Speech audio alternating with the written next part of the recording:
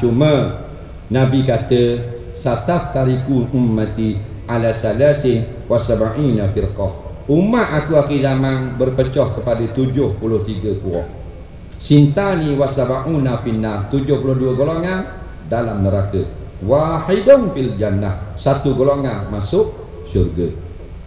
Jadi mana-manakah sahabat tanya yang dalam syurga? Ma'ana alaihi wa ashabi, iaitu yang mengikut jalan aku dan para sahabat aku.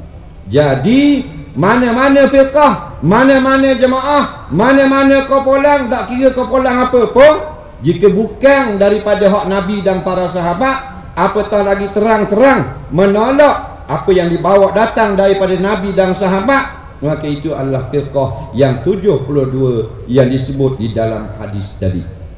Jelas, akhir-akhir ini banyak negara-negara sekular yang mengaku Islam menolak hadis-hadis Nabi tentang hudud dan sebagainya. Hudud pernah dibentangkan dalam parlimen, ditolak mentah-mentah, padahal Nabi bimbang akhir zaman umat aku tidak melaksanakan hudud. Akhirnya Nabi berkata, khuzu anni, ambil daripada aku, ambil daripada aku. Makna jangan ambil daripada manusia bak hukum. Al-bikru bil-bikri was-sayyibu bis-sayyib, anak dara hukum anak dara, janda hukum janda. Maknanya ada hukum 100 orang, ada hukum rejam sampai mati. Ini kes hudud. Nabi telah nampak umat akhir zaman akan menolak hudud Rasulullah, dan Nabi pula bersumpah, lau kanat Fatimah bintu Muhammadin saraqa laqata'tu yadaha.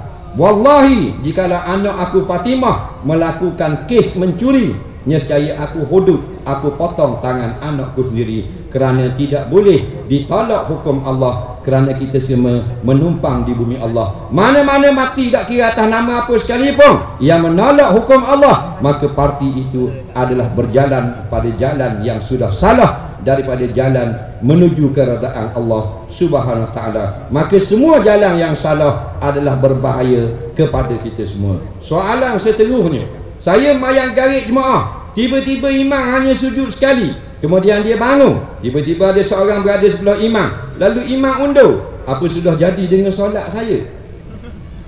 Saya solat maghrib jemaah, tiba-tiba imam hanya sujud sekali, kemudian dia bangun, tiba-tiba ada seorang berada sebelah imam, lalu imam undur. Apa sudah jadi dengan solat saya? Imam semayang sekali sejuk, mari seorang laki-laki duduk sebelah imam, imam pun berundur. Jadi orang yang ikut tengoklah, adakah imam itu berundur dia sudah salah. Kalau imam tidak salah, orang ramai masih start kena ikut imam yang asal. Tapi kalau imam yang sudah salah, orang ramai kena ikut imam yang baru. Sebab kadang-kadang imam ni kalau kita tegur dia salah, yang merosakkan semayang dia tak sedar. Contohnya kalau imam baca salah, berdiri naik rakaat kedua terus baca surah, kita tegur dia,